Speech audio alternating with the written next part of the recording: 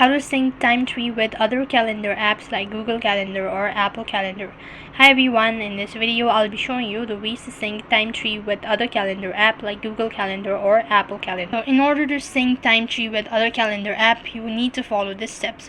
First of all, you need to go ahead and log in into your Timetree account. And when you're logged in, it's going to take you to the home page, which is going to look something like this.